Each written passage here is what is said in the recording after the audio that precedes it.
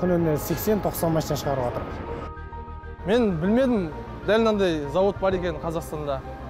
Дәл осындай үлкен завод бар екен білмедім. Ең алғаш рет келгенімізде өзім таңғалып қалдым кәдімгідей. Ең бастапқы жалақы ол 250-ден, ортаңғы жалақы 380 болып есептеледі. Когда пришла на экскурсию, когда устраивалась на завод, мне показывали сварочные клещи, которыми мы варим, контактная сварка. Я очень удивилась. На мой взгляд, востребованные профессии, это сейчас же делают этот атлас профессий будущего.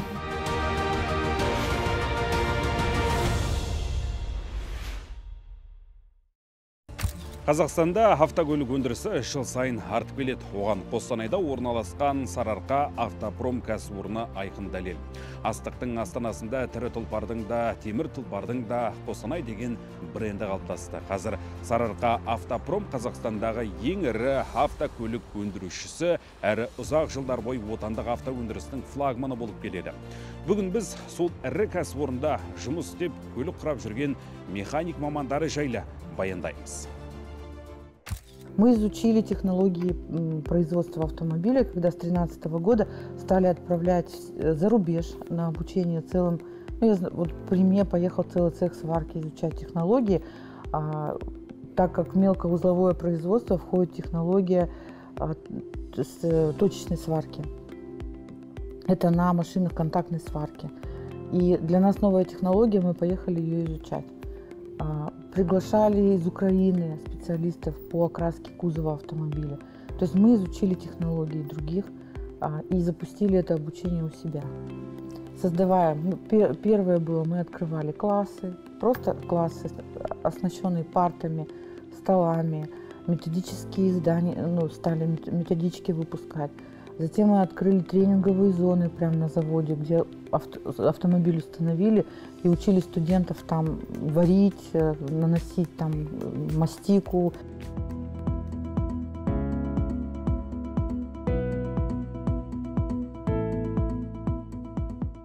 Мен жұмыс істеп жатқаныма 1,5 жыл болғандықтан, мен ондай шет елге барып үйрету дегенге ілінген жоқпын.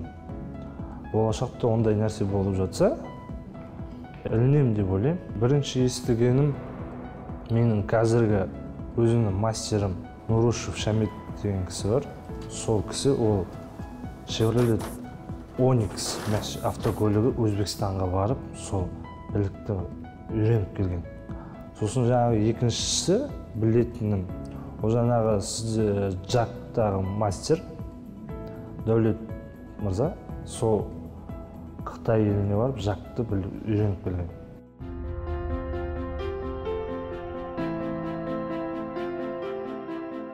Мен білмедім, дәл мынандай завод бар екен Қазақстанда. Дәл осындай үлкен завод бар екен білмедім. Ең алғаш рет келгенімізде өзім таңғалып қалдым кәдімгідей. Сөйтіп балдар айтты, осындай завод. Мен дәл олай елестеткен жоқпын. Бізде жұмысқа алғаш рет келген кезде 1 ай оқытады бізді. 1 ай оқытады. Қолымызға береді, осылай тошқылерді қай жерге қалай қою керек бәрін сол жерден көрсетеді. Содан қарап үйренеміз біз. Сосын 1 ай бойы солай жұмыс істейміз, ағарай өзі адамның көзі үйренеді соған. Сонымен соны үйреніп, ағарай өзімізбен алып кетеміз соны. Бізде өзім қазір істеп жатқан жерінде 4 адам арттаймыз. 4 адам сваркілейміз қазір. Әр жердегі солай бөлінеді. Мысалы, мотор күйге 3 адам, анда 3 адам. Бізде жалғыз адам жұмыс істемейді.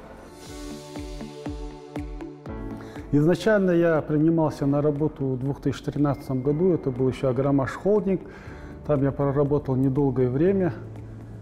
Потом далее я уже перевелся на Сарыарка автопром, на автомобилестроение, попал в цех сварки на линию Toyota, тогда запускалась модель Toyota Fortuner. Обучали нас сотрудники с Японии, с фирмы Toyota. Там я получил первый опыт, там получил первую такую небольшую должность, это должность бригадира. В данное время я работаю мастером в цехе сварки, это финал, линия сдачи, отвечаю именно за сдачу кузовов. Это получается вторая линия после сварки, где идет доварка кузова, идет обработка кузова, устранение каких-то мелких дефектов, царапин. Следующий этап идет это оснастка, навеска, регулировка деталей комплектующих, это двери, крылья, капоты. Выставляется все по зазорам согласно технологическому процессу. Далее кузов дорабатывается, принимается сотрудниками ОТК. И далее уже переходит кузов, цех окраски кузовов. Мына жерде біз машинаны полный құрастырып шығарамыз. Құрғызып кіреді бізге, соны өзіміз бәрін қолмен құрастырып шығарамыз. Біздің негіз менің өз жұмысым радиатор салам, кузовтардың жақтауларын салам, және бамперлерін салам. Но енді адамдарға үлгермей жатса, соларға көмектесем бәріне. Бұл жерде бәрі өз-өзіме істемейді, жігіттер бәрі ұйым болып істейді. Өзіме қызық болғаны және жұмысқа келіп кетуге ыңғайлы, бәрі автобустар шығарылған, және тамағы тегін. Және де бізге де осы зауыттың атынан кейбір дүкендерге өзінің акциясы бар бізге. Одан кинотеатр, сондай көп жерге скидка бар біздің атымызға. Сосын демалыс күндері бар, 5 күндік. Бізде дүйсенбіден жұмаға дейін жұмыс, суббота, жексенбі демалыс күндері болады. Күніне 80-90 машина шығарып жатыр. Бұл өте жақсы, бұл зауытқа өте жақсы нәрсе. Сол енді бұл адамдарға жұмыстарына келуіне бәріне өте жалақысы бәрі жақсырақ та болған. Адамдар қызықады, өз-өзіне тартқызады. Ең бастапқы жалақы ол 250-ден, ортаңғы жалақы 380 болып келе есептеледі. Мен бірінші айтатыным сүйікті мамандығыммен арғы жоғары көтерілсем деген мақсатпен көремін. Өзімнің жұмысыма мен машина сваркілеймін, қазіргі таңда кузовтарды сваркілейміз. Қазір основаниеде варттаймын мен қазір. Менде моторка, передний пол, задний пол деп бөлінеді бізде. Ең бірінші осы жерден бізге моторка келеді, сосын мына жерде задний пол келеді. Передний пол ана жақтан келеді бізден. Үшеуін құрап, біз жібереміз алға қарай. Бізден кейінгі уже боковой солай құрап кете береді алға қарай. Кәдімгідей, мысалы машиналарда енді артында алюр деп жазылып тұрады, сол машиналарды көргеннен кейін кәдімгідей өзіміз жоғары санаймыз ана жерде тұрып кәдімгідей. Қуанамыз. Қасымызда отырған балаларға, біз құрастырған машина ғой деп кәдімгідей өзімізді қоямыз, көтеріп қоямыз сол жерде. На мой взгляд, востребованные профессии, это сейчас же делают этот атлас профессий будущего. Ну вот профессии будущего автопрома, я считаю, что это оператор, роботисты, мехатроники, электронщики, да, айтишники в сфере автомобилестроения. Потом нужны крутые логисты. Сегодня логистику надо пересматривать. Это все, что касается профессиональных. Но если говорить о рабочих, мы должны понимать, что нам нужны рабочие нового уровня. Это уже инженеры. То есть это, знаете, такой не просто рабочий, а рабочий с компетенциями, как я говорю, инженера, да, который будет приходить. Вот, поэтому логисты, современная логистика, ее нужно изучать, потому что это тоже очень современная и востребованная тема, важная, да. Инженеры будут, технологи. Потом все-таки я считаю, что будущее еще за инноваторами большая. Мы вот сейчас тоже создаем такие условия, кроме дуального обучения у нас еще есть такое направление, как интеграция науки и производства. И вот там нужны молодые ученые. Мы даже уже делаем такие шаги, мы создали совет по науке, мы вокруг себя собираем молодых ученых и инноваторов. Жұмыс барысы, жұмыс сағат 8-де басталады. Жұмыс сағат 8-де басталғанда бүкіл завод уже жұмыс басталады. Басталғаннан кейін өздеріңіз көргендей линия жылжиды. Жаңағы инструменттерімізді шығарамыз. Әр пост әр өзінің инструменттерін тағайындайды. Содан кейін автокөлікті жинау басталады. План бойынша жақ автокөлігі, план бойынша 20 автокөлік сағат таңғы 8-ден кешкі 5-ге дейін 20 автокөлік шығу керек. Бұл план. Бізде план болғаннан кейін сол планды ұстанамыз, сол әр жұмыскер өзінің жұмысын істейді. График бойынша демалыс үзіліс дейді ғой. Үзіліс сағат 10 кезінде, сағат 10-нан 10 минут үзіліс беріледі. Әбет уақыты, әбет бұл жерде тегін, завод өзі жұмысшыларына береді. Әбет сағат 12:20-дан сағат 13:00-ге дейін. 13:00-де заводқа әбет ішкеннен заводтың ішіне қайтадан кіреміз, ағай жұмысымызды жалғастырамыз. Екінші үзіліс ол сағат 3 кезінде болады. Жаңағы айтылғандай 10 минут, 10 минуттан кейін ағай жалғастырып жұмысымызды сағат 5-ке дейін тағайындаймыз. Самые прогрессивные идеи и инновации воплощаются в лучших автомобилях современности.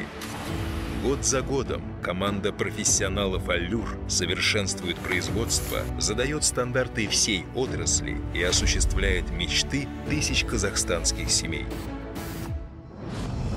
Машиностроение – наш путь и призвание, выбор и судьба.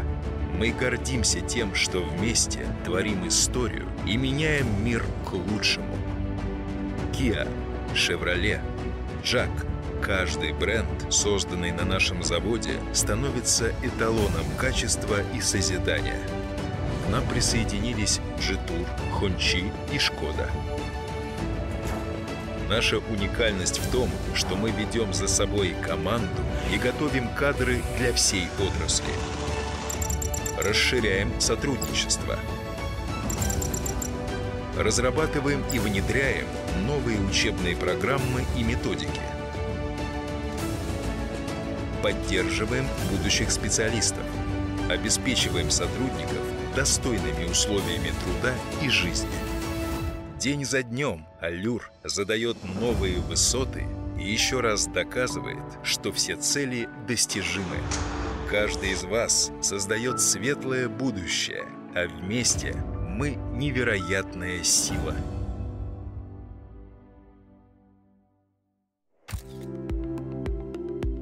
Біз қазір көліктің негізгі кондиционерін қойдық. Бұл жерде антифриз қойды. Бұл полный айналдырып мотор двигателіне барады. Енді екінші бұл патрубканы саламыз. Бұл осы жерде тұрады.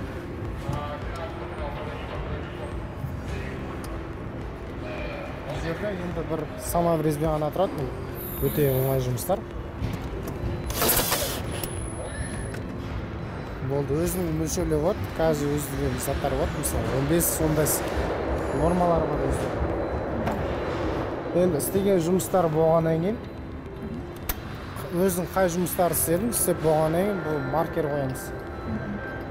Маркермен белгілеп шығамыз. Бәрін осылай. Одан кейін бұл жерде өзінің бір фишкасы бар. Бұларды қосатын кезде мұқият және анық көзімізбен көріп, естіп қосу керек. Мақсат бұл істеген жұмыстарымды ұмыт кетпеу үшін. Мысалы, бір болтын бұра алмай қалсаң, бұл өте пайдалы затта. Мысалы, маркер қойып кезде, бір зат қосылмаған кезде еске түседі. Мен мына қоспаппын, мысалы, сондай дегенде. Істеген болтларын казина маркер қойып отырса, өзіңе оңайлы ұмытпау үшін. Кейбіреулер болады, арасында ұмытып кеткен жағдайлар болады. Сол кезде осы маркерді қолданамыз. Одан кейін болғаннан кейін өзімізді печать болады. Сол өзінің кітапшасына печать қойып отырамыз. Өзінің орындары бар. Онда әр өзінің нелері бар. Мынау біздікі емес, біздікі осы финал дейтін. Финал. Менің точкам қоятын жер осы.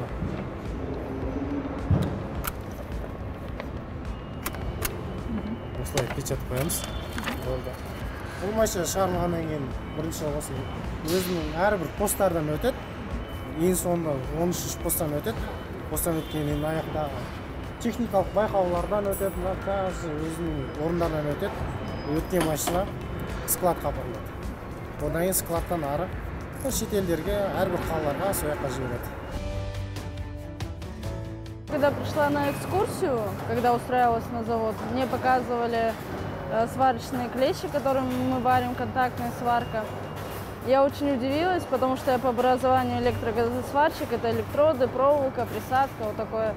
Когда я увидела эти клещи, у меня был немного страх, я их не подниму, тяжело будет. Вот, металл тонкий, где-то прожечь, погнуть, сломать, все легко же. Вот. Сначала мне дали несложную работу, провели обучение некоторое время, пару дней, и потом поставили уже за кондуктор, за мой первый кондуктор. Я освоилась на нем, клещи в подвешенном состоянии, контактная сварка, много здесь автоматизировано, то есть ничего поднимать толком ничего не нужно. Вот.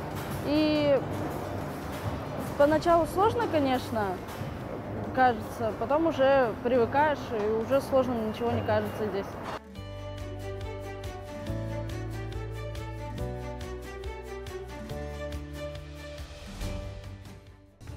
2010 жылғы 25 мамырда Сарыарқа автопром жауапкершілігі шектеулі серіктестігі алғашқы тіркеуден өткен болатын.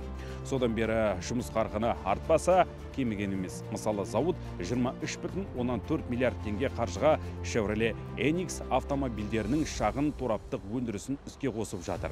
400 адамды жұмыспен қамтитын жаңа желіде жылына 30 мың автокөлік құрастырылмақ. Кәсіпорын өз қызметкерлері үшін қолайлы еңбек жағдайларымен қамтамасыз етілген. Осыған байланысты зауытта корпоративтік университет құрылған.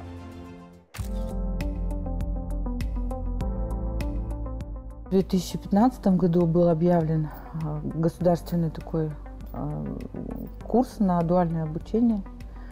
И мы в это дуальное обучение активно вступили, потому что потребности бизнеса и государственная политика совпали очень удачно, потому что это было неизбежно наше выживание вообще автопрома. Если мы не начнем участвовать в подготовке кадров, просто мы будем бесконечно вкладывать деньги в то, чтобы учиться где-то, отправлять куда-то. Поэтому мы стали заключать договора о дуальном обучении. Вот. Потом, когда вникли, что все-таки суть дуального обучения не в договорах, мы стали готовить своих специалистов с преподавателями, обучили по программе ГПИР 53 наших инженера-технолога, и они получили степень магистра и уже могли преподавать студентам как колледжей, так и вузов. Это тоже был большой хороший результат. И мы стали и теорию, и практику преподавать прямо на заводе. ВУЗ, один из вузов кустанайских, открыл у нас базовую кафедру, это КСТУ имени Алдамжар. Прям базовая кафедра, учительская, кабинеты, парты установили. И мы стали подготовку теоретическую и практическую на заводе вести. Эту специальность я выбрала, потому что выбор стоял среди технических профессий, то есть идти надо было в колледж. Среди поваров, электриков, сварщиков, трактористов я решила выбрать профессию электрогазосварщика, потому что она более высокооплачиваемая, не сезонная работа, то есть работа постоянная, людей мало, люди нужны, сварщики нужны, вот, особенно по нашей Кустанайской области, да и вообще везде. Вот.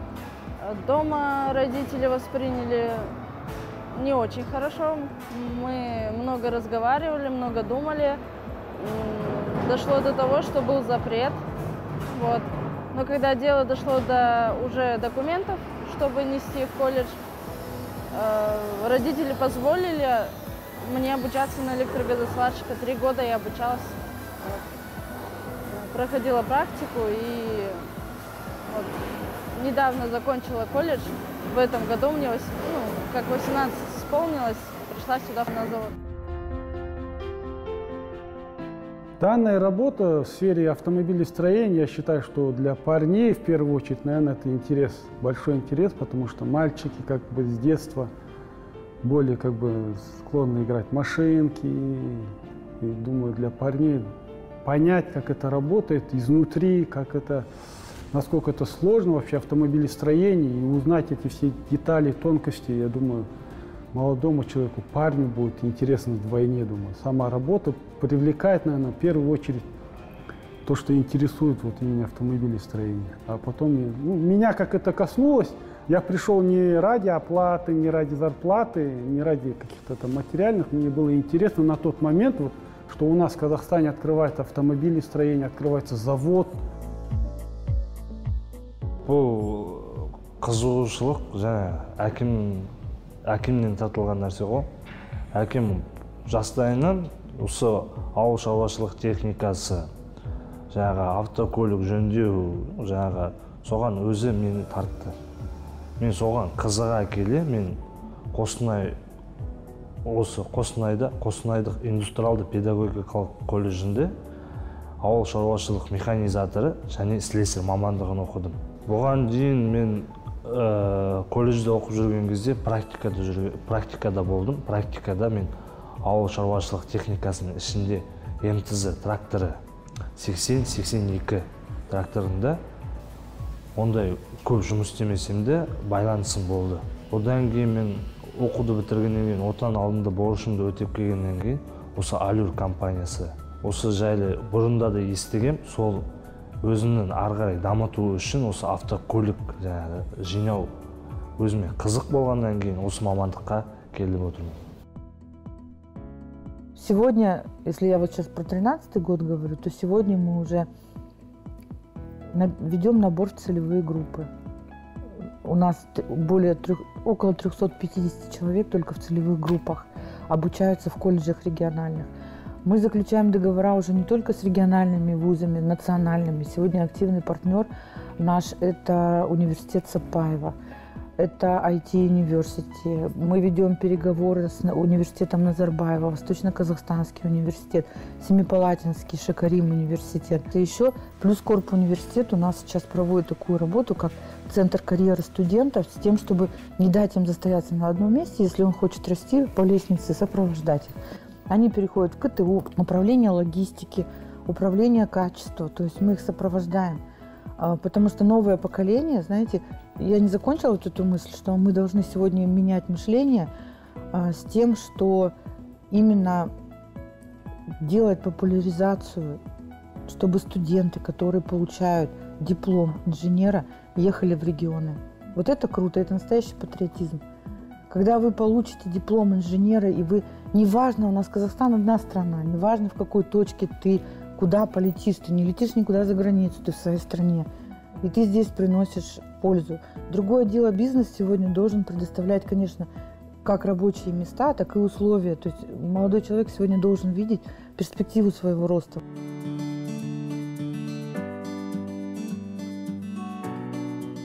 На линии Джак у нас работает 33 сотрудника, там это рихтовщики, газоэлектросварщики, слесаря. В основном коллектив это молодые ребята, многие студенты вузов, колледжей также привлекаются.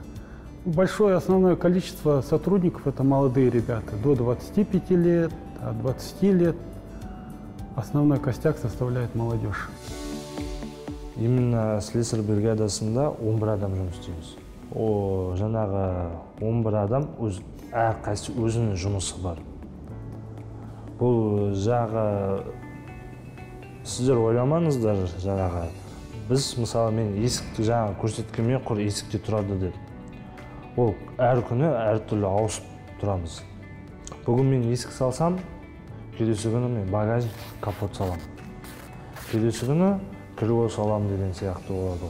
Ол әр адам өзінің жұмысын білгенмен, әр адам бүкіл машинаның қалай құралатынын біледі. Бізде қазір есік соп арқылы боялып келеді.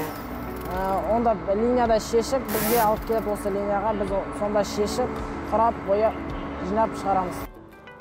Важны сегодня управленцы нового формата для бизнеса, потому что мы тоже столкнулись с этой проблемой, когда нет управленцев, которые умеют управлять бизнес-процессами сложными, производственными и людьми.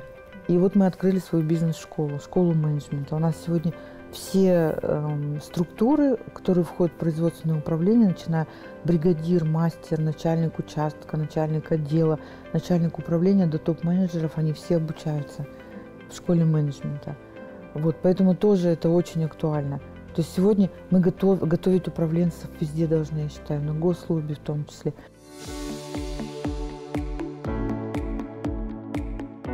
Мен негізгі ұстанымым бұл автокөлікті ары қарай дамыту. Мен бұл жаңағы слесарь болып қалмаймын ғой. Ары қарай жылжуым керек. Может, болашақта тағы бір автокөліктің, болашақта Қазақстанның автокөлігі шығып жатса да, соған өз қол ұшымды берсем деген мақсатым бар.